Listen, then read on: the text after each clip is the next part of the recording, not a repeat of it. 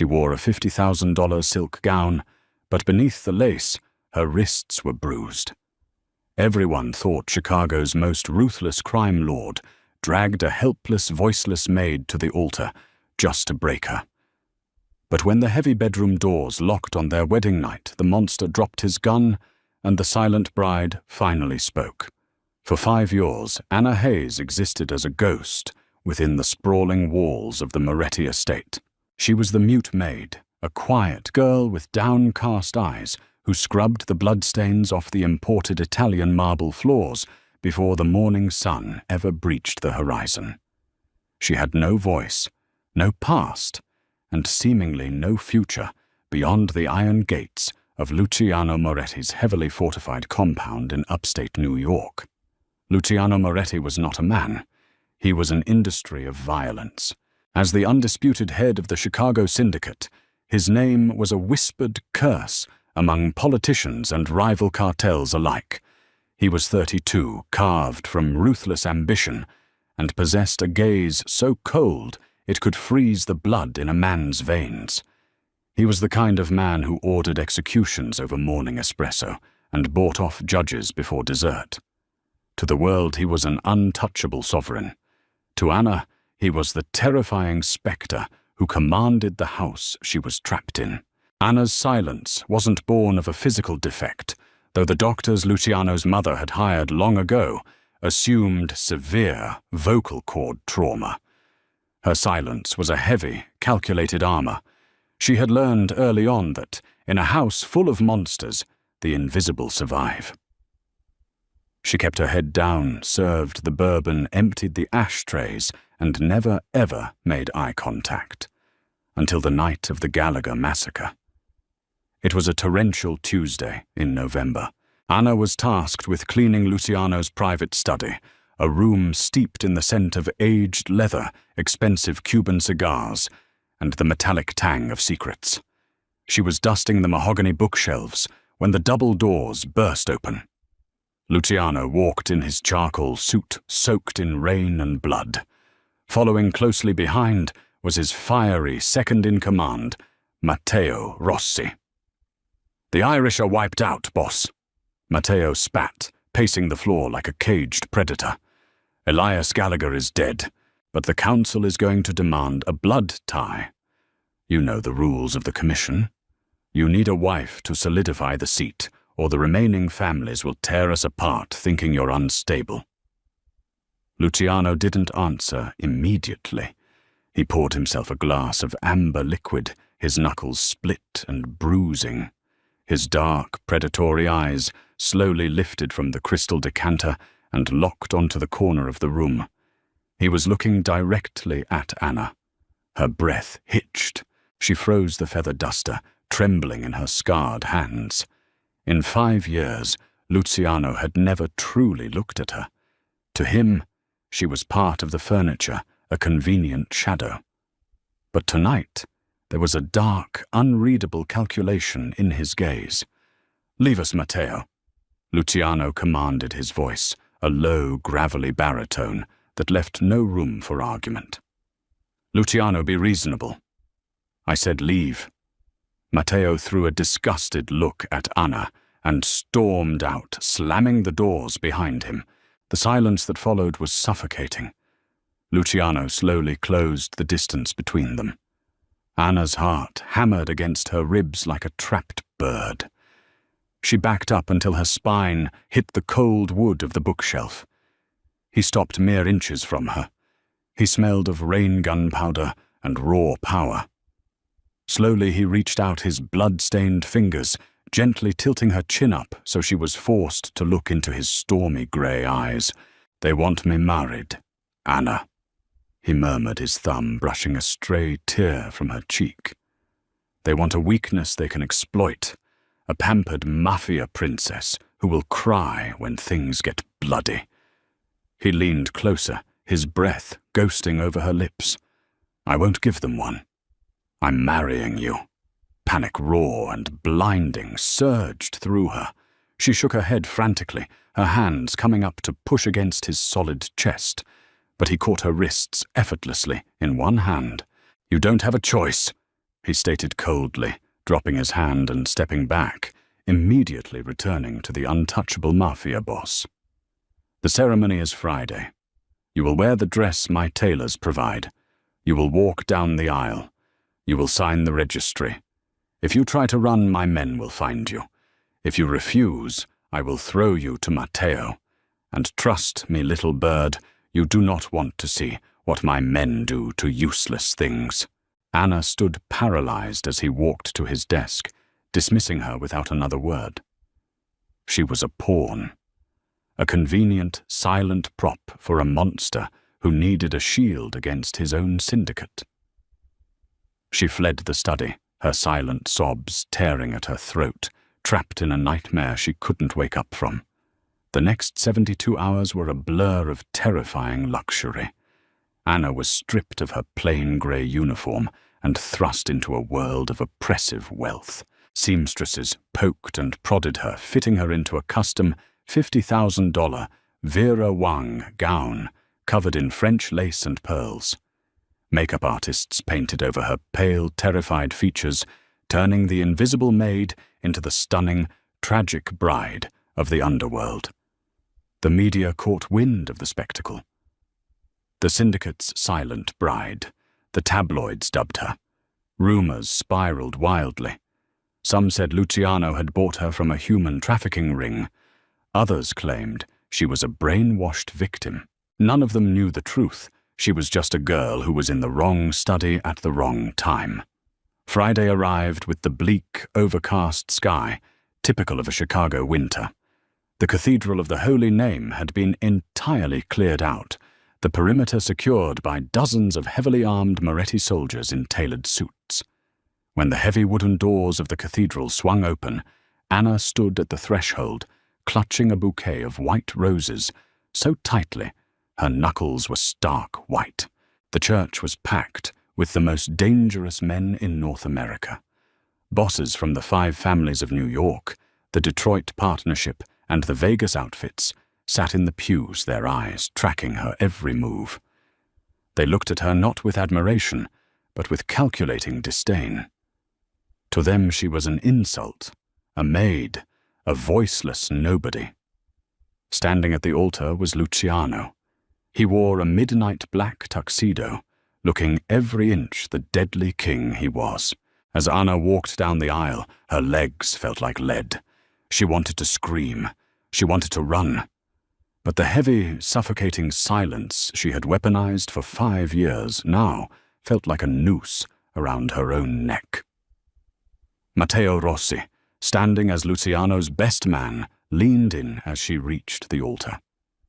"Make one wrong move, Mute, and I'll bury you in the foundation of the new casino," he whispered, his smile sickeningly sweet for the cameras. Luciano's hand snapped out, gripping Matteo's wrist with bone-crushing force.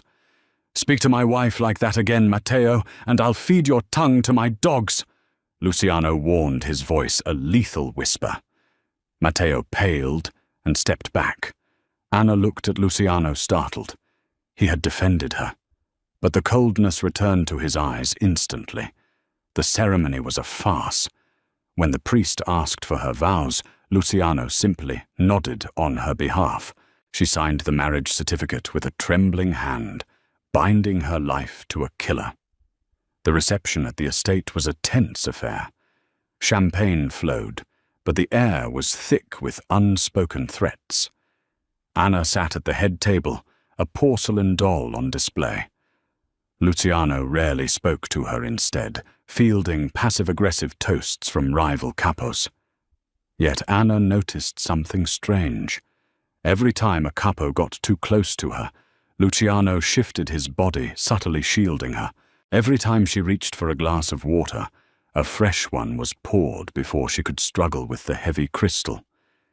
He was watching her not with the predatory gaze of a captor, but with the hyper-vigilance of a bodyguard. As the clock struck midnight, the charade ended. It was time for the newly minted husband and wife to retire to the master suite. The walk up the grand staircase felt like a death march. Anna's heart thudded erratically against her ribs. She knew what was expected on a wedding night. She knew the brutal nature of the men in this world. She had seen the bruised wives of the capos hiding their pain behind designer sunglasses. Luciano pushed open the heavy oak doors of the master wing. The room was massive, bathed in the dim light of a roaring fireplace. A massive four-poster bed dominated the center. He locked the door behind them. The click of the deadbolt sounded like a gunshot in the quiet room. Anna backed away, her breathing turning shallow and panicked. She reached for the zipper of her dress with trembling, clumsy fingers, tears finally spilling over her lashes, bracing herself for the violence, for the dominance, for the monster to take what he legally owned. But Luciano didn't move toward her. Instead, he walked to his dressing table. He unclipped his shoulder holster, dropping the heavy Glock onto the mahogany surface with a loud thud. He shrugged off his suit jacket, loosened his tie, and then slowly he turned to face her. The cold, ruthless mask of the Mafia boss began to fracture. He looked at her, not with lust or anger or possession. He looked at her with an overwhelming, agonizing relief. He reached into his pocket and pulled out a small, tarnished silver locket. Anna's world stopped. The air vanished from her lungs. She recognized that locket. It had belonged to her mother. It was the locket ripped from her neck the night her family was slaughtered in an alleyway in Boston, the night she stopped speaking. Luciano took a step forward, his voice cracking, shedding the baritone gravel of a crime lord. "You can stop pretending now." "Anna," Luciano whispered, tossing the gun across the floor until it slid right to the hem of her wedding dress. "The room is swept for bugs. Matteo can't hear us. The cartel can't see us." Anna stared at the weapon at her feet and then up at the monster she had feared for 5 years. "Pick it up," he commanded softly. "Pick it up and shoot me if you need to. But know this, I didn't force you to marry me to break you." He took a deep, shuddering breath. "I married you to hide you from the man who actually ordered your family's death. Your brother." For the first time in 5 years, the silent maid opened her mouth, and with a voice hoarse from years of disuse, trembling with a decade of buried rage, Anna finally spoke. "I know," she whispered. "Why do you think I've been poisoning your cartel for 5 years?" Luciano stood entirely still. The roaring fire in the hearth cast long, dancing shadows across his face, highlighting the sudden shock that cracked his impenetrable composure. He looked from the Glock lying on the floor to the trembling, fragile woman in the $50,000 gown. "Poisoning." Luciano repeated the word, rolling off his tongue, as if he had forgotten how to speak English. Anna kicked the heavy silk train of her dress aside and stepped over the gun. The terrified, submissive maid was gone. In her place stood a woman with ice in her veins, her shoulders pulled back, her chin held high. The silence that had caged her for 5 years shattered completely. "Did you honestly think Carmine, the bull Roselli, died of natural heart failure in his sleep last year?" Anna asked, her voice cracking slightly, finding its natural cadence. "Or that old man Domenico's kidneys just happened to shut down after that dinner at the Drake Hotel? I poured their wine, Luciano. I steeped their tea. I was the invisible ghost in the corner of the room, dusting the baseboards while they discussed shipping routes and murder. Nobody looks twice at the help." Luciano's jaw tightened. He took a slow, deliberate step toward her, his grey eyes narrowing. "You killed 2 of my highest-ranking capos, men who were fiercely loyal to my father's old regime. I killed the men who were secretly funding my brother's operation in Boston." Anna corrected her tone, sharp, unforgiving. "Liam Fitzpatrick, that's my brother. That's who you're talking about. I know he took over the Southie docks. I know he slaughtered my parents in that alleyway off Hanover Street because they refused to hand the family business over to a psychopath. and I know Matteo has been feeding him information for the last 2 years. Luciano didn't yell. He didn't reach for his weapon. Instead, a low, dark chuckle vibrated in his chest. It started as a hum and grew into a genuine dark laugh that echoed off the vaulted ceilings of the master suite. He ran a hand through his dark hair, looking at her as if seeing her for the first time. Not as a pawn, not as a victim, but as an apex predator hiding in plain sight. "I spent millions of dollars," Luciano murmured, shaking his head in disbelief. "Deploying private investigators from Chicago to the Gold Coast, trying to figure out who was systematically dismantling the corrupt old guard of my syndicate. I suspected everyone, my rivals, the feds, even Matteo, and the whole time the Grim Reaper was making my morning espresso." He closed the distance between them, stopping just inches away. He towered over her, but Anna didn't flinch. She met his gaze fiercely. "I knew who you were, Anna Fitzpatrick." Luciano admitted his voice, dropping to a low, intimate timbre. "I recognized you a year ago. I saw a photograph of you in an old FBI file concerning the Hanover Street massacre. They assumed you died that night. But when I looked closely at the girl in the background of that crime scene photo, I saw the exact same eyes that stared at the floor every time I walked into my study." Anna's breath hitched. "If you knew why, didn't you hand me over to Liam? He put a $2 million bounty on my head." "Because Liam is a rabid dog and Matteo is a traitor." Luciano spat the venom returning to his voice. "I knew Matteo was leaking my shipment schedules to the Boston crew. I knew the syndicate's old guard was conspiring to have me assassinated because I refused to traffic narcotics through Fulton Market. I was surrounded by vipers." Luciano reached out his knuckles, brushing against the lace on her shoulder. The touch sent a jolt of electricity down her spine, terrifyingly gentle for a man with so much blood on his hands. "I didn't marry you to break you, Anna. I married you because the moment I put my ring on your finger, Liam Fitzpatrick was bound by the old laws of the Commission. He cannot touch the wife of a sitting boss without inciting a national mob war. I made you untouchable." He paused his thumb, tracing the line of her jaw. "And I did it to draw them out. Matteo has been desperate to remove me. He thinks I'm weak tonight. He thinks I'm distracted by my beautiful, tragic new bride. He thinks you're unarmed," Anna realized, looking down at the Glock Luciano had tossed aside. "Exactly." Luciano's eyes darkened with lethal intent. "Matteo plans to breach this estate tonight. He's going to bring Liam through the service tunnels. They think they're walking into a slaughter. They think they'll find me in bed, defenseless, and you cowering in the corner." Anna's heart pounded against her ribs, but it wasn't from fear. It was adrenaline. It was 5 years of suppressed rage boiling to the surface. She looked at the silver locket Luciano had given back to her, her mother's locket. "They won't find a cowering maid," Anna said, her voice dropping to a lethal whisper. She bent down and picked up the heavy Glock. The metal was cold familiar in a way it hadn't been since she was a teenager in Boston. She checked the chamber with a fluid, practiced motion, the sharp clack of the slide echoing in the room. She looked back up at Luciano, holding the weapon with steady, deadly precision. "What time are they coming?" she asked.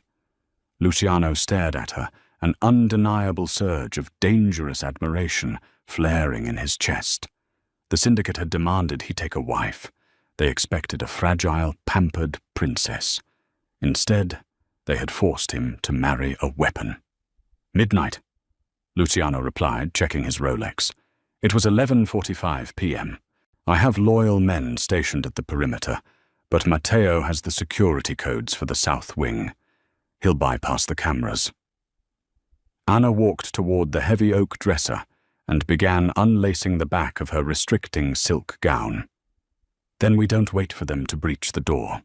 We hunt them in the halls. I know this house better than anyone, Luciano. I know every blind spot, every creaking floorboard, every servant's staircase.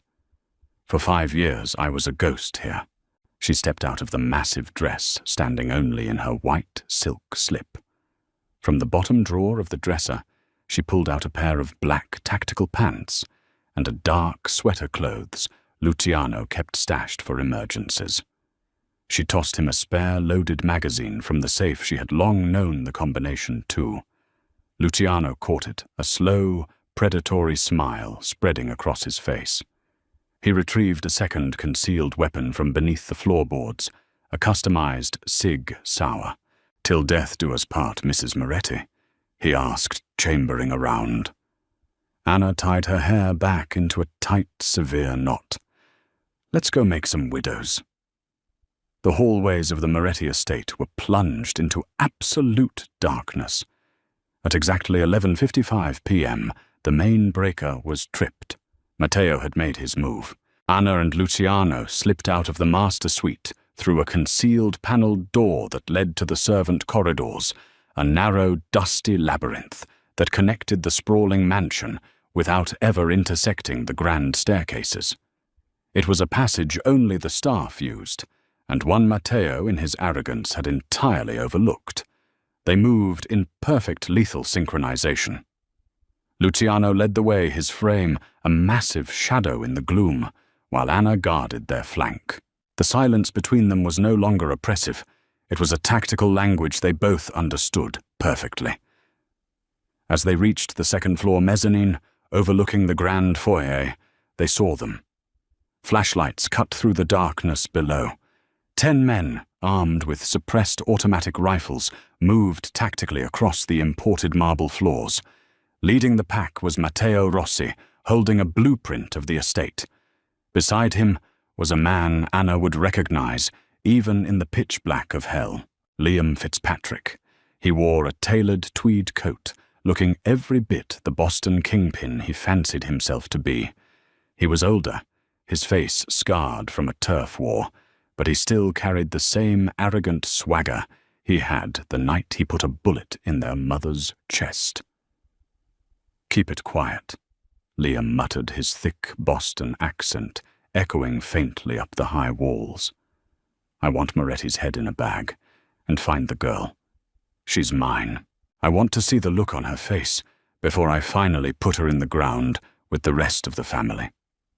Up on the mezzanine, Anna felt a cold, murderous calm wash over her. Her hands didn't shake. The little girl who had hidden in a closet while her family bled out was dead. Luciano felt her tense beside him. He reached out in the dark, his fingers brushing against hers in a brief, anchoring touch. He gave her a single nod. "Your call." Anna raised the Glock. She didn't aim for Liam. She aimed for the massive century-old crystal chandelier suspended directly above the strike team. She squeezed the trigger twice. The suppressed shots were quiet, but the impact was deafening. The bullets shattered the reinforced steel mounting in the ceiling. With a horrific screech of tearing metal, the 2-ton crystal fixture plummeted. It crashed into the marble floor with the force of a bomb, exploding into 1,000,000 lethal shards of glass. 3 of Liam's men were crushed instantly. The remaining intruders screamed, diving for cover as the foyer erupted into chaos. "Ambush!" Matteo roared, raising his rifle blindly toward the darkness above. Luciano didn't hesitate. He stepped out from behind the marble balustrade and opened fire. His shots were methodical, ruthless, and deadly accurate. 2 more of Liam's men dropped before they even knew where the fire was coming from. "Spread out up the stairs!" Liam bellowed, firing wildly into the mezzanine. Anna ducked as a spray of bullets chipped the marble pillar beside her head. She scrambled down the servants' stairwell, bypassing the grand staircase, entirely moving to flank them on the ground floor. She burst through the kitchen doors just as 2 of Liam's hitmen entered the adjoining dining room. Anna didn't give them a chance to raise their weapons. She fired, dropping the first man with a shot to the chest. The second man spun around, but Anna slid across the polished hardwood, kicking his knee out from under him. As he fell, she struck him across the temple with the heavy steel barrel of her gun, knocking him unconscious. Gunfire raged in the foyer. Luciano was a one-man army, keeping Matteo and Liam pinned down behind the destroyed remnants of the chandelier. But he was running out of ammunition. "Matteo!" Luciano's voice boomed through the shattered hall. "You brought rats into my house on my wedding night. Did you really think you'd walk out of here alive?" "You're done, Luciano," Matteo yelled back, blindly firing around a pillar. "The commission will thank me for putting down a weak dog." Anna stepped out from the dining room archway, perfectly positioned behind Matteo. The second-in-command was so focused on Luciano above that he never checked his six. "He's not the one who's done Matteo," Anna said loudly, her voice clear and steady. Matteo froze. He whipped around, his eyes widening in sheer disbelief at the sight of the mute maid holding a gun leveled directly at his face. "You," Matteo stammered, raising his rifle. Anna fired a single shot. Matteo collapsed backward, his rifle clattering pointlessly against the ruined marble. Silence descended on the foyer, heavy and absolute. The only sound was the crackle of a small fire that had started from a sparking wire in the destroyed chandelier. Only Liam remained. He slowly stood up from behind a shattered mahogany table, his hands raised in mock surrender, his gun dangling loosely from his index finger. He looked at the dead men around him, then at Luciano descending the grand staircase, and finally his eyes locked onto Anna. For a long moment, the Boston boss simply stared at her. "Well, I'll be damned," Liam rasped, a twisted smirk pulling at his scarred face. "Little Anna, all grown up, and you found your voice too. Ma would be so proud." Anna kept the gun trained on his chest. Her breathing was even. "Don't talk about her." "Why not you look just like her?" Liam taunted, taking a slow step forward. "You think you've won? You think killing me changes anything? The Boston outfit will raze this city to the ground. You're just a maid playing dress-up, Anna." Luciano stepped up beside Anna, his gun aimed squarely at Liam's head. But he didn't fire. He looked at Anna, offering her the vengeance that had been stolen from her 5 years ago. "She's not a maid, Liam," Luciano said, his voice a low, lethal hum that promised absolute destruction. "She is the queen of the Chicago Syndicate, and her word is law." Liam's smirk faltered. He saw the cold dead look in his sister's eyes. He saw the monster she had become to survive the monsters around her.